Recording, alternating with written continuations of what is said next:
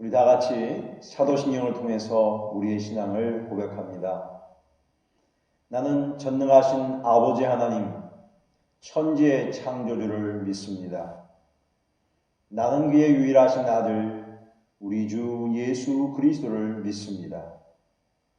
그는 성령으로 잉태되어 동정녀 마리아에게서 나시고 본디오 빌라도에게 고난을 받아 십자가에 못 박혀 죽으시고 장사된 지 사흘 만에 죽은 자 가운데서 다시 살아나셨으며 하늘에 오르시어 전능하신 아버지 하나님 우편에 앉아 계시다가 거기로부터 살아있는 자와 죽은 자를 심판하러 오십니다. 나는 성령을 믿으며 거룩한 공교회와 성도의 교제와 죄를 용서받는 것과 몸의 부활과 영생을 믿습니다. 아멘. 우리 다 같이 찬송 35장을 부르도록 하겠습니다. 찬송가 우리 35장을 함께 부르겠습니다. 큰 영화로신 주 이곳에 오셔서 이 모인 자들로 주 백성 삼으사 그 중에 항상 계시고 그 중에 항상 계시고 큰 영광 나타내소서. 이 백성 기도와 또 예물 드림이 향내와 같으니 곧 받으옵소서. 주 예수 크신 복음을 주 예수 크신 복음을 만 백성 듣게 하소서. 또 우리 자손들 다 주를 기리고 저 성전돌같이 귀하게 하소서. 주 구원하신 능력을 주 구원하신 능력을 늘 끝날까지 주소서. 주 믿는 만민이 참 진리 지키며 옛 성도들 같이 주 찬송하다가 저 천국 보좌 앞에서 저 천국 보좌 앞에서 늘 찬송하게 하소서.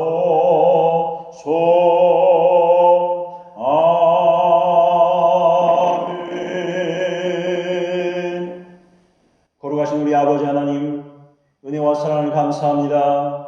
저희들 이 사순절 기간에 주님의 은혜를 생각하며 주님의 십자가를 기억하며 기도하오니 우리 하나님 저희들의 연약함을 용서해 주시고 주의 보혈의 능력과 은혜로 인도하여 주시기를 원합니다. 하나님, 특별히 전 세계적으로 창궐한 이 코로나19로 인해서 더 이상 고통당하지 않게 하시고 속히 종식되게 하시며 이 땅의 평화와 안정을 허락하여 주시기를 원합니다. 많은 사람들이 신음하며 죽음의 공포 가운데 있지만 다시 주님의 소망을 부여잡게 하시고 부활의 주님을 부여잡고 나아갈 수 있기를 원합니다. 성령 하나님께서 이 시간도 함께 하시고 예배 가운데 임재해 주시며 성령 하나님 우리 모든 것들을 주관하여 주시옵소서. 여러 가지 연약함 때문에 힘들어하는 성도들 찾아가 주시고 성령께서 세밀한 음성으로 말씀하여 주시기를 원합니다. 부족한 저희들 용서하시고 주의 보혈의 능력으로 정결케 하여 주옵소서. 이 예배의 시종을 주 앞에 의탁드리오며 우리 주님 예수 그리스도의 이름으로 간절히 기도하옵나이다. 아멘.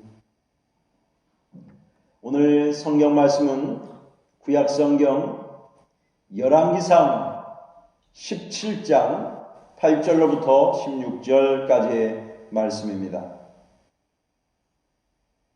여호와의 말씀이 엘리야에게 임하여 이르되 너는 일어나 시돈 속간 사르밧으로 가서 거기 머물라. 내가 그곳 과부에게 명령하여 내게 음식을 주게 하였느니라. 그가 일어나 사르밧으로 가서 성문에 이를 때 한 과부가 그곳에서 나뭇가지를 줍는지라. 이에 불러 이르되 청하건대 그릇에 물을 조금 가져다가 내게 마시게 하라. 그가 가져러 갈 때 엘리야가 그를 불러 이르되 청하건대 내 손에 떡 한 조각을 내게로 가져오라. 그가 이르되 당신의 하나님 여호와께서 살아계심을 두고 맹세하노니 나는 떡이 없고 다만 통에 가루 한 움큼과 병에 기름 조금뿐이라. 내가 나뭇가지들을 주워다가 나와 내 아들을 위하여 음식을 만들어 먹고 그 후에는 죽으리라. 엘리야가 그에게 이르되 두려워하지 말고 가서 내 말대로 하려니와 먼저 그것으로 나를 위하여 작은 떡 한 개를 만들어 내게로 가져오고 그 후에 너와 내 아들을 위하여 만들라. 이스라엘 하나님 여호와의 말씀이 나 여호와가 비를 지면에 내는 날까지 그 통에 가루가 떨어지지 아니하고 그 병에 기름이 없어지지 아니하리라 하셨느니라.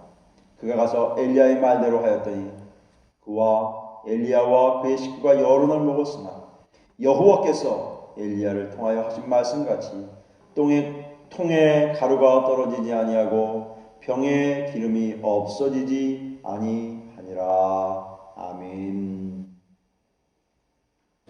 사랑하신 능서가족 여러분, 주안에서 안녕하셨는지요? 연일 계속되는 이 코로나19로 인해서 많은 사람들이 피로감을 느끼고 많이 지쳐있는 게 사실입니다.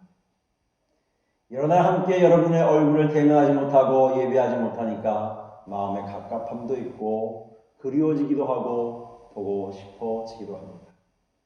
하나님께서 속히 여러분을 기쁜 낯으로 얼굴을 맞대며 서로 악수하고 사랑을 나누면서 예배하는 시간들이 속히 오기를 간절히 소망합니다. 남아프리카에 유명한 대통령 있습니다. 그분의 이름은 만델라라는 분입니다. 그분은 무려 감옥살이를 27년 동안이나 했습니다. 그는 만 76세에 그 나라의 대통령이 되었습니다. 사람들이 그에게 물었습니다. 만델라야, 어떻게 그 27년의 긴 세월들을 잘 참아냈나요? 그렇게 물었을 때에 만델라 대통령은 이렇게 씩 웃으면서 대답했습니다. 나는 늘 일상의 행복한 시간들을 기억했어요. 그 시간들을 추억하면서 하루하루를 살아갔어요. 아침에 일어나서는 성경을 읽고 기도하고 약간의 운동을 하고 또 독서하고 그런 시간들, 소소한 시간들을 생각하면서 세월을 보냈는데 그 세월이 무려 27년이나 되었군요. 라고 이야기했다 합니다. 그렇습니다. 여러분들 긴 한 달여 동안에 많이 힘들어 하셨지만 이러한 날들도 지나가고 이 잔인한 봄은 끝이 나고 찬란한 아름다운 시간들이 우리에게 올 것이며 부활의 새 아침을 우리는 반드시 기대하게 될 줄 믿습니다. 오늘 함께 봉독하신 이 열왕기상 17장의 내용은 여러분들이 너무나 잘 아는 말씀입니다. 이 말씀은 하나님께서 북왕국 이스라엘을 통해서 역사하셨던 일입니다. 엘리야라고 하는 위대한 선지자를 통해서 그 땅의 가뭄과 고통 속에서도 하나님의 백성들을 어떻게 건지시며 먹이시며 인도하신 사건들을 잘 설명하고 있는 말씀이 이 열왕기상 17장의 내용입니다. 그 당시의 왕은 아합이라는 아주 혹독한 왕이었습니다. 잔인한 왕이었습니다. 그의 부인 이세벨도 역시 우상을 섬겼던, 우상을 아주 좋아했던 여인입니다. 이 부부가 합작해서 온 나라를 고통의 도가니로 몰아넣었습니다. 그때 엘리야 이 선자는 과감하게 외쳤습니다. 당신들이 하나님을 섬기지 아니하고 우상을 섬길 까닭에 하나님께서 징벌하셔서 3년 6개월 동안 비가 오지 않을 것입니다. 이슬도 없고 비도 없고 이제는 그런 세월을 보내야 될 것이라고 예언을 했습니다. 온 땅에 비가 오지 않아서 이제 먹을 것이 없었습니다. 그래서 또한 그렇게 예언을 했던 엘리야를 죽이려고 이 아합 왕은 그를 쫓았습니다. 그래서 하나님께서 저기 요단 앞 그린 시냇가라는 곳에 숨어서 살게 했습니다. 사람들이 오지 않는 아주 조용한 곳에서 살게 되었습니다. 그런데 문제는 먹을 것이 없습니다. 먹을 물도 없습니다. 그래서 하나님께서 보잘것없는 그 까마귀를 선택을 해서 엘리야에게 먹을 것을 제공해 주었습니다. 떡과 고기를 주었고 먹을 물도 허락해 주었습니다. 특별히 유대인들은 이 까마귀를 별로 좋아하지 않아요. 부정한 동물이라고 생각해서 가까이 하지 않았던 거예요. 그런데 하나님께서는 때로 우리 인생이 다급할 때는 이런 부정한 것들을 통해서도 하나님의 일을 하는 신비함을 보여준다는 것도 여러분 기억하십시오. 하나님은 어떤 땐 그래요. 하나님의 일을 좀 근사하게, 좀 멋지게 하시죠. 좀 괜찮은 사람들 통해서 하시죠. 근데 그렇지 않더라고요. 하나님은 정말 보잘것없고 하찮고 사람들의 눈에 시선에 들어오지 않는 그런 환경을 통해서 하나님의 영광과 하나님의 나라와 하나님의 복음과 하나님의 위대한 것도 이루어간다는 사실을 꼭 마음에 명심하시기를 바랍니다. 이제 하나님께서 까마귀를 통해서 역사하는 것도 끝나게 되었습니다. 그런데 하나님 그 다음에 인도하신 것이 어딘 줄 아십니까?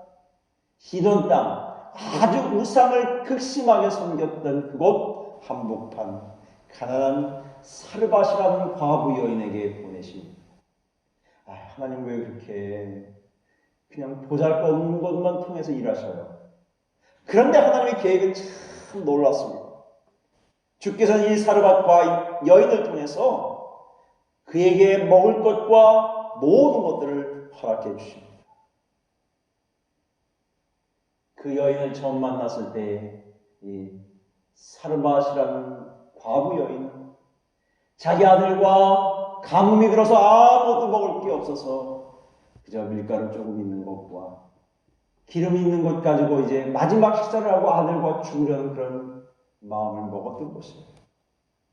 비통한 마음을 가지고 자신들의 마지막을 보냈던 거예요. 그럴 때 엘리야가 그 여인을 만나면서 이렇게 얘기합니다. 여인, 나에게 좀 물을 주시오. 엘리야 모습이 보통 사람하고는 달랐을 것입니다. 이 여인을 향해서 엘리야가 다시 재촉을 합니다. 아니, 물뿐 아니라 나에게 떡 한 조각도 좀 만들어 오시오라고 부탁을 합니다. 이 여인이 너무 기가 막혔습니다. 나에게 있는 건 아무것도 없는데 밀가루 조금 하고 기름 조금 있는 거 이것 갖고 내 아들과 마지막으로 식사를 해서 먹고 죽으려고 하는데 어떻게 나같이 이렇게 비통한 여인에게 그런 부탁을 할 수 있을까라고 생각했었는지도 모릅니다. 그래서 이렇게 여인이 이야기합니다. 나는 정말 아무것도 없어요. 밀가루 조금밖에 없고요. 기름 조금밖에 없어요. 이것 가지고 내가 마지막 식사하고 나는 죽으려고 결심했어요. 이 비통하고 눈물 어린 이야기를 엘리야가 들어요. 그럴 때 저 같으면 이렇게 쓸 거예요. 그렇군요. 정말 죄송합니다. 내가 당신 사정을 너무 몰랐군요. 그렇게 하시죠. 그랬을 텐데 엘리야는 그렇게 얘기하지 않았습니다. 출구도 없는 여인, 내일도 없는 여인, 아무것도 기대할 수 없는 그 여인을 향해서 말합니다. 나에게 물도 좀 가져오시고 그것을 떡을 한 덩어리 가져다 나에게 좀 가져오시오 라고 이야기를 합니다. 여러분, 엘리야가 너무너무 무식하고 너무너무 정이 없고 아무것도 몰랐기 때문에 그에게 그렇게 이야기했을까요? 아닙니다. 여기에서 우리는 중요한 메시지를 발견합니다. 하나님의 선한 계획을 엘리야를 통해서 주님 하시려고 하는 것입니다.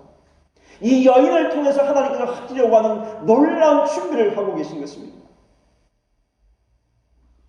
다시 말하면 엘리야를 통해서 이 여인에게 구원의 손길을 베풀어 주시려고 하는 것입니다.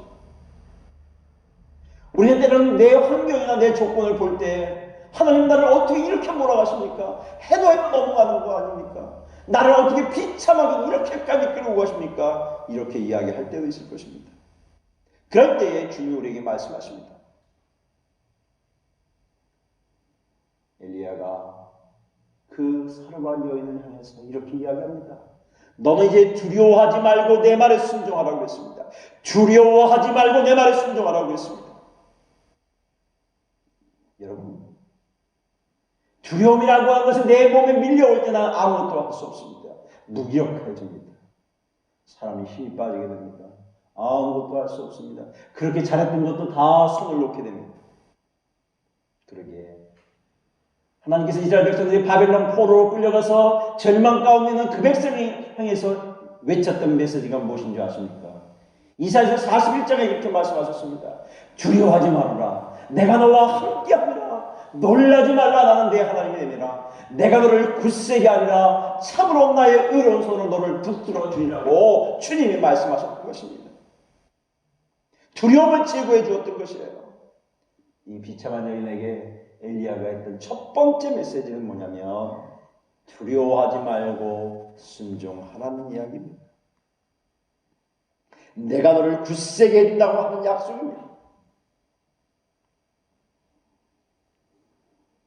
그 다음에 주님이 약속하셨던 메시지가 뭐냐면 그렇게 어렵지만 먼저 나에게 떡 한 덩이를 해오라는 말씀입니다. 너무 야속하지 않습니까? 너무 비인간적이지 않습니까? 어떻게 그럴 수 있어요? 너무 잔인하잖아요. 마지막으로 먹고 죽겠다는 그 여인을 향해서 그 아들하고 함께 마지막 식사를 하겠다는 그 식사를 먼저 나에게 대접하라고 하는 이 엘리야의 마음은 어떤 것이었습니까? 여러분, 때로 우리가 인생을 살면서 이 우선권에 대해서 우리는 종종 왕왕 갈등을 일으킬 때도 있어요. 그래서 성경은 분명히 말씀하십니다. 마태복음 6장 33절에 이렇게 말씀하십니다. 너희는 먼저 그의 나라와 그의 의의를 구하라. 그리하면 이 모든 것을 너희에게 더하여 주신다고 말씀하셨습니다. 누가복음 9장 23절에 말씀하십니다. 너희는 말합니다. 아무든지 나를 따라오려면 자기의 십자가를 지고 나를 따르라 그랬습니다. 먼저 우선권을 주님 앞에 드리라는 약속입니다. 여러분, 우선권 뭐가 그렇게 중요한가요? 아닙니다. 인생을 살면서요, 해야 할 일도 많고 하고 싶은 것도 많고 꿈도 많지만 먼저 할 것과 나중에 해야 할 것이 있습니다. 평상시에는 모르지만 위기 상황이 닥치면 우선순위를 잘못하면 죽기도 하고 살기도 합니다. 성도들이 정말 가져야 할 삶의 태도 중에 우선권이 어디 있느냐가 대단히 중요합니다. 우선권은 나의 삶을 죽이기도 하고 살릴 수도 있는 그런 날을 중차대야 하는 것입니다. 그 사람이 살면서 참 중요한 것 중에 하나는요, 어떠한 태도를 갖느냐가 참 중요합니다. 여러분, 좋은 태도를 갖는다는 건 너무너무 소중합니다.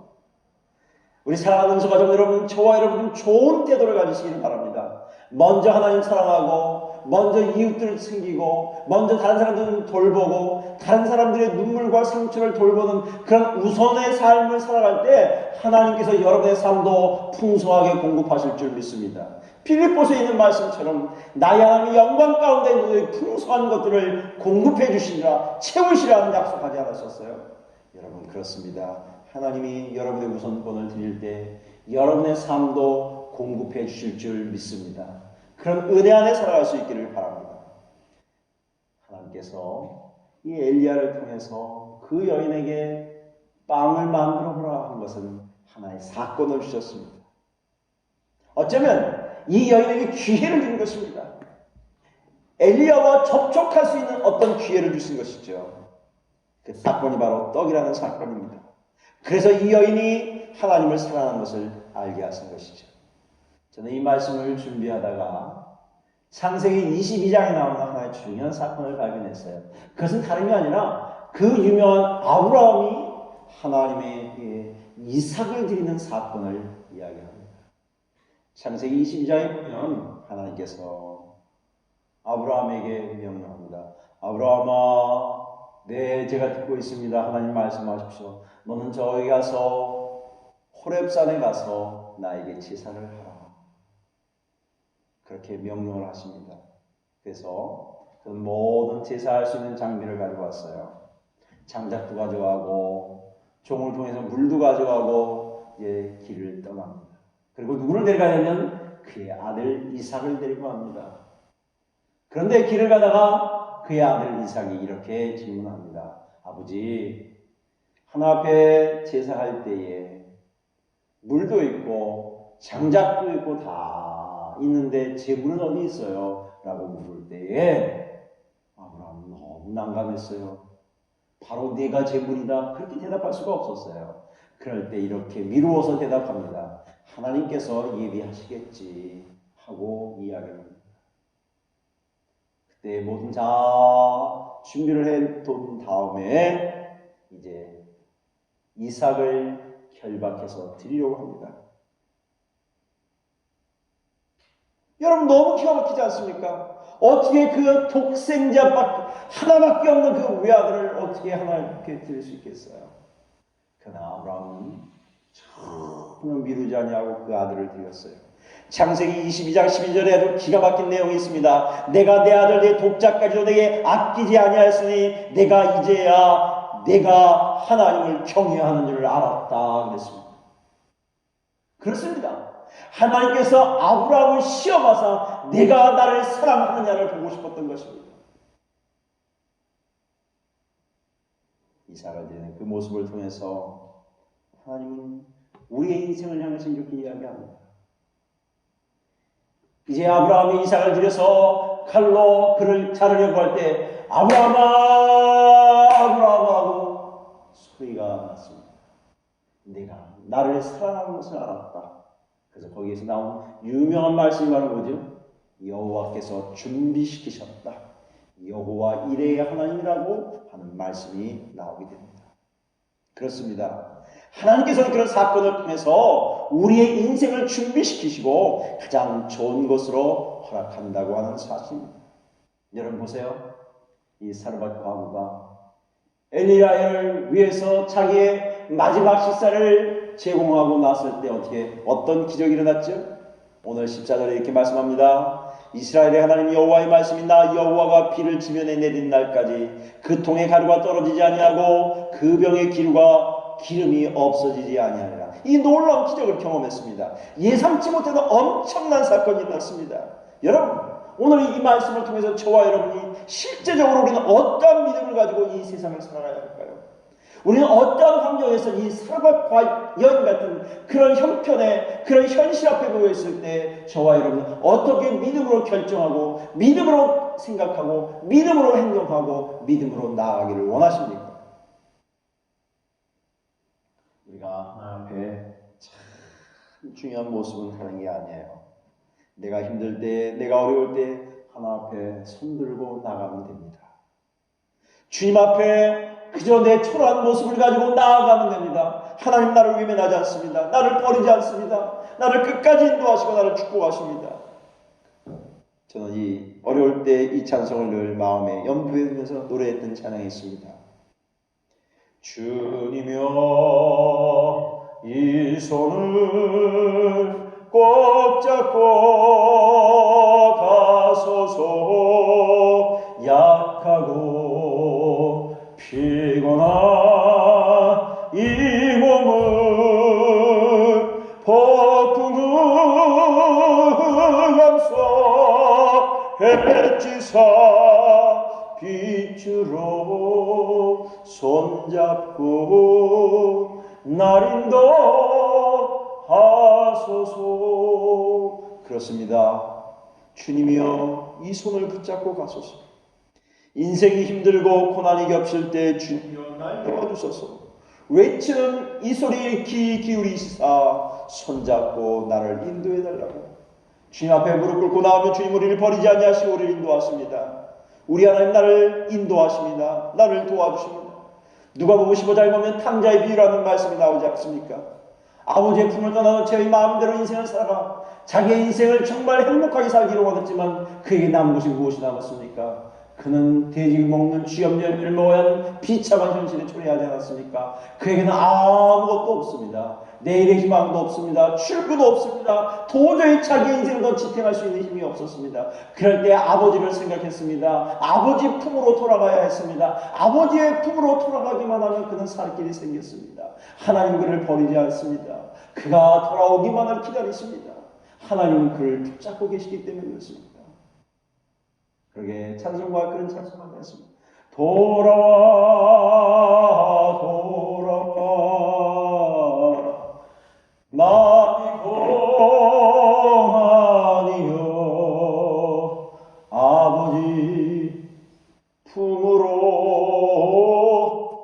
아버지 품으로 돌아오라. 아버지 품으로 돌아오라. 사랑하는 여러분, 그렇습니다. 우리 인생을 살면서 정말 고단하고 힘들 때 우리는 아버지 품으로 돌아가야 합니다. 나의 삶의 연약함을 고백하십시다. 인정하십시다. 하나님, 나 너무 힘들어요. 나 너무 피곤해요. 어쩔 수 없어요. 라고 고백하고 나아가면 하나님 여러분을 저버리지 아니하시고 여러분을 보듬어 주시고 사랑해 주시고 끝까지 축복해 주시는 분이십니다. 이 절망 어린 사르밧 과부에게 새로운 기회를 주셨던 것처럼 하나님께서 저와 여러분에게, 이 민족에게, 이 교회에게, 전 세계에 다시 한번 놀라운 기회를 주실 줄 믿습니다. 우리의 연약함을 내려놓고 주님 앞에 내려놓으십시다. 주님의 손길을 기다리십시다. 주님의 도우심을 청하십시다. 주여, 우리를 불쌍히 여겨주옵소서. 우리를 긍휼히 여겨주옵소서. 이제 주 앞에 돌아가는 길만이 우리의 사는 길입니다라고 고백할 때 하나님 우리 인생을 결코 저버리지 아니하시고 인도하실 줄 믿습니다. 우리는 좀 더 솔직하게 이제는 내 작은 삶의 부분부터 하나님 앞에 인정하고 살아가십시다. 내가 여기까지 살아온 거, 지금까지 먹고 지내온 거, 내 자녀들, 내 가정, 내 교회, 내 직장, 나의 삶의 순간순간 하나님이 도우셨다는 것을 고백합니다. 하나님 여기까지 인도해 주셔서 너무 감사합니다 라고 고백해야 될 줄 믿습니다. 우리가 이렇게 드리는 예배가 얼마나 소중한 것을 요즘 세상 느끼지 않습니까? 하나님 앞에 기도하는 시간이 얼마나 소중한 것이며 사랑하는 사람과 함께 식사를 나누고 그리운 사람들과 함께 보고 싶은 사람들과 정을 나누는 것 얼마나 소중한 것을 알게 됩니다. 일전에 저희 친구들 카톡에 어떤 친구가 이렇게 글을 썼습니다. 사랑하는 친구들 보고 싶구나. 사랑하는 사람들 만나고 싶구나. 함께 떠들고 함께 웃고 함께 먹던 시간들이 그리워지는구나. 그렇습니다. 아주 보잘것없는 거, 아주 사소한 거, 커피 한잔 같이 하고 정겨운 대화를 나누고 식사를 나눴던 그 시간들이 있습니다. 그래서 하나님의 백성들이 그렇잖아요. 하나 앞에 예배할 수 없는 그 시간에 시편 기자도 그렇게 고백하지 않았습니까? 하나 앞에 예배했던 그 시간이 얼마나 소중했는지요.